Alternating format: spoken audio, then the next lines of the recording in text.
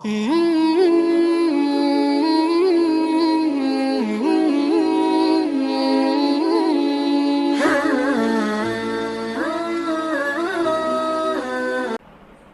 لله رب العالمين ولا عدوان إلا على الظالمين اما بعد. محترم ناظرین، السلام علیکم ورحمۃ اللہ وبرکاتہ. آج آپ حضرات کی خدمت میں باب الصدق سے چوتھی حدیث بیان کی جائے گی. یہ حدیث بھی بڑی اہمیت کی حامل ہے. اس کے اندر ہمارے لیے بہت ہی عبرت کا سامان موجود ہے.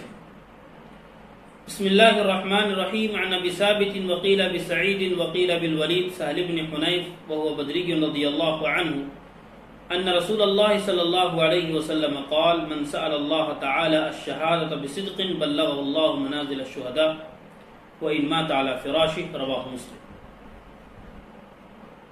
حضرت سہل بن حنیف رضی اللہ عنہ سے مروی ہے کہ نبی پاک صلی اللہ علیہ وسلم نے ارشاد فرمایا، جو شخص اللہ تعالیٰ سے سچے دل سے شہادت کا سوال کرتا ہے، اللہ اس کو شہداء کے مقام مرتبے تک پہنچا دیتے ہیں، گرچہ وہ اپنے بستر پر ہی انتقال کر جائے. رواہ مسلم. یہ روایت ہے باب الصدق میں سچائی کے بیان کے سلسلے میں. سب سے پہلی بات، جن صحابی سے روایت منقول ہے ان صحابی کا نام ہے سہل بن حنیف، اور یہ صحابی بدری صحابی ہیں. اس کو یہاں پر بیان کیا گیا، وہ بدری کیوں رضی اللہ عنہ، یہ بدری صحابی ہیں. اب بدری صحابی کس کو کہتے ہیں؟ بدری صحابہ ان صحابہ کو کہتے ہیں جو صحابہ غزوہ بدر میں یا جنگ بدر میں شریک رہے. ان صحابہ کا ایک خاص مقام ہے، ایک خاص فضیلت ہے جو غزوہ بدر میں شریک رہے.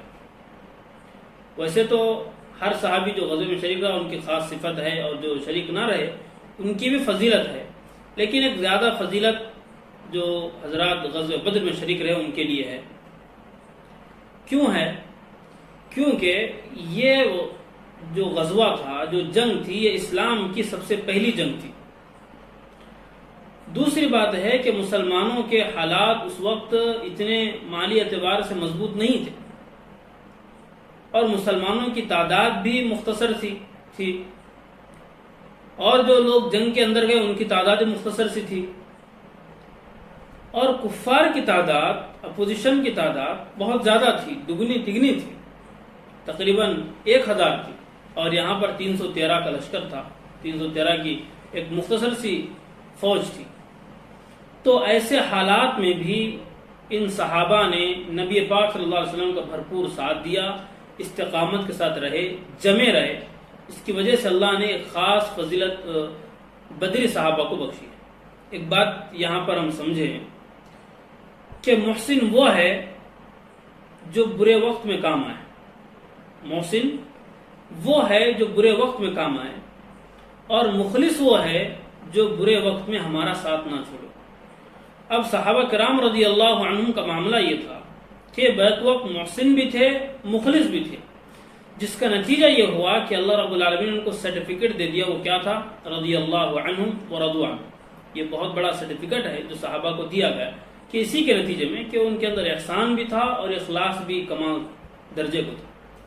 ایک بات، حدیث پاک کا جو پہلا لفظ ہے کہ من سأل اللہ تعالی شہادت بصدق بلغه اللہ منازل الشہداء، کہ جو سچے دل سے اللہ سے شہادت کا سوال کرتا ہے، اللہ اس کو شہیدوں کا ثواب دیتے ہیں، شہیدوں کا اجر دیتے ہیں، اس کے شہداء کے مقام مرتبے تک اس کو پہنچا دیتے ہیں اس بندے کو.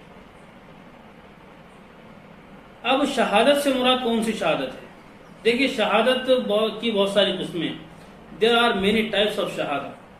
The first of all, the testimony to the oneness of Allah, to His magnificent, His omnipotent, His might, His glory, to His being the Creator, and to bear witness that Muhammad ibn Abdullah, His servant and final messenger. ایک تو یہ گواہی ہے کہ رسول اللہ صلی اللہ علیہ وسلم کے اللہ کے متعلق وحدانیت کی اور رسالت کے متعلق گواہی دینا. ایک تو یہ شہادت کے ایک معنی آتے گواہی دینا. تو ایک شہادت کی قسم کیا ہے؟ گواہی دینا اللہ کی وحدانیت کی، رسول اللہ صلی اللہ علیہ وسلم کی رسالت کی. اور دوسری جو شہادت کے بارے میں ہم سنتے ہیں کہ نبی پاک صلی اللہ علیہ وسلم نے بیان فرمایا کہ جو وبائی بیماری میں، طاعون میں جس کا انتقال ہو جائے وہ بھی شہید ہے. who has passed away in the pandemic disease، وہ بھی شہید کہلائے گا، وہ بھی شہادت کے مرتبے کا کہلائے گا، وہ بھی شہید کہلائے گا. اسی طرح من قتل دون مالی فهو شہید، من قتل دون اہلی فهو شہید، جو اپنے گھر کے حفاظت کے لیے، اپنے گھر والوں کی حفاظت کی خاطر، اپنے مال کی حفاظت کی خاطر لڑا، اس کے بعد وہ انتقال کر گیا، مر گیا، تو یہ بھی شہید ہے. اور ایک شہید ہے من قتل فی سبیل اللہ، جو اللہ کے راہ میں جا کر جہاد کرے، یہ بھی شہید ہے. شہادت کی بہت ساری قسمیں ہوئی، سب سے اعلیٰ جو قسم ہے شہادت کی وہ یہی ہے من قتل فی سبیل اللہ، جو اللہ کے راہ میں جا کر شہید ہوا، وہی اصل معنی میں شہادت ہے. اس کے علاوہ بھی وہ شہادت ہے، لیکن اس شہادت کا مقام زیادہ ہے. جو عام طور سے شہادت بیان کی جاتی ہے اس سے مراد یہی شہادت ہوتی ہے من قتل فی سبیل اللہ، جو اللہ کے راستے میں شہید کر دیا جائے. کیونکہ شہادت کے بعد صدیقیت کا بڑا مقام ہے. یہ جو باب چل رہا ہے، باب الصدق چل رہا ہے، اس کے اندر ایک شہادت کی بات ہے. صدیقیت کے بعد جیسے کہ رسول اللہ صلی اللہ علیہ وسلم جب معراج سے تشریف لائے، اس وقت کفار نے مذاق اڑایا، لیکن حضرت ابوبکر رضی اللہ عنہ سے تصدیق کی، تو پھر صدیق اکبر کا ان کو لقب ملا. تو صدیقیت کے بعد سب سے بڑا مرتبہ جو ہے شہادت کا ہے. سورہ نساء کے اندر اللہ رب العالمین نے جو بات بیان فرمائی، وَمَن يُطِعِ اللَّهَ وَالرَّسُولَ فَأُولَٰئِكَ مَعَ الَّذِينَ أَنْعَمَ اللَّهُ عَلَيْهِم مِّنَ النَّبِيِّينَ وَالصِّدِّيقِينَ وَالشُّهَدَاءِ وَالصَّالِحِينَ. پہلے صدیقین آئے، اس کے بعد شہداء. اس کا آپس میں گہرا تعلق ہے. صدق اور اخلاص، اس کو ہم آگے بیان کریں گے کہ صدیقیت کے بعد سب سے بڑا مرتبہ جو ہے وہ شہادت کا ہے، جو کہ یہاں پر بیان کیا گیا.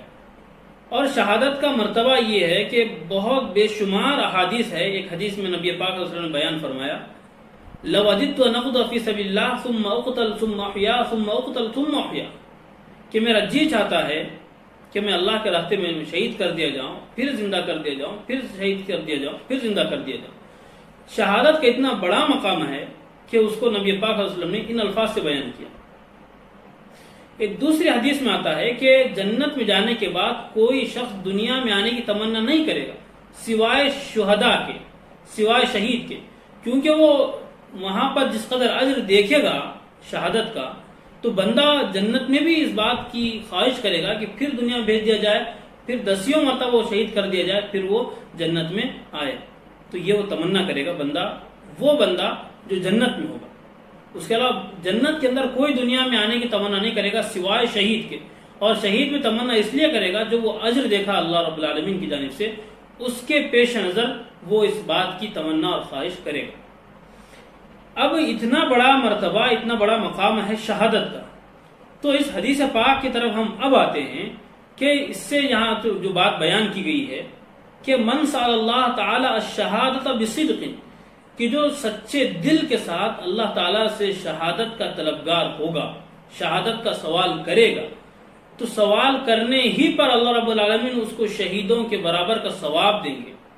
شہداء کا جو مقام ہے، جو مرتبہ ہے، جو ان کے منازل ہیں، ان منازل تک اس آدمی کو پہنچائیں گے جو سچے دل کے ساتھ شہادت کا اللہ سے سوال کرے گا.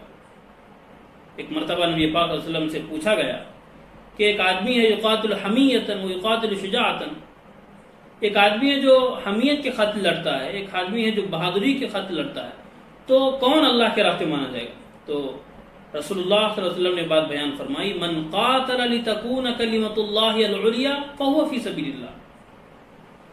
جو اس لیے اللہ کے راستے میں لڑا، اللہ کے راستے میں جہاد کیا، جس کا مقصد کہ اللہ کا کلمہ بلند ہو جائے، اس کے لیے لڑا، تو وہ صحیح معنوں میں فی سبیل اللہ ہے. تو جو بات ہم کو معلوم ہوئی، وہ شہید کا مرتبہ اتنا بلند ہے، ایک الگ سے ان کی فضیلت ہے. احادیث بھی بیان کی گئی آپ حضرات کی خدمت میں کہ اتنا بڑا مقام، اتنا بڑا مرتبہ، اگر اس مرتبے کا سوال اس شہادت کا سوال کوئی بندہ کرتا ہے اور سچے دل سے کرتا ہے تو اس کا کیا اجر ہوگا؟ اس کا اجر بھی وہی ہوگا جو اجر ایک شہادت حاصل کرنے والے کا ہے. جو اجر ایک اللہ کے راہ میں اپنی جان کو نچھاور کرنے کا جو اجر ہے وہی اجر ایک سچے دل سے اللہ سے دعا مانگنے کا بھی ہے.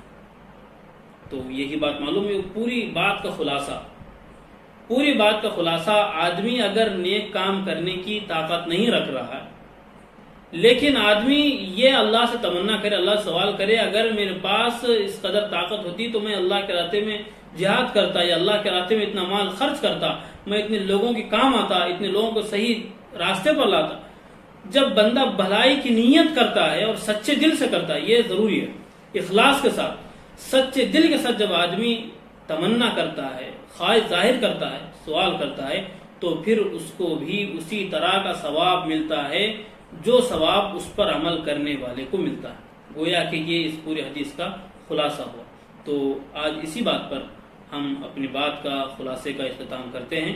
وآخر دعوانا ان الحمد للہ رب العالمین.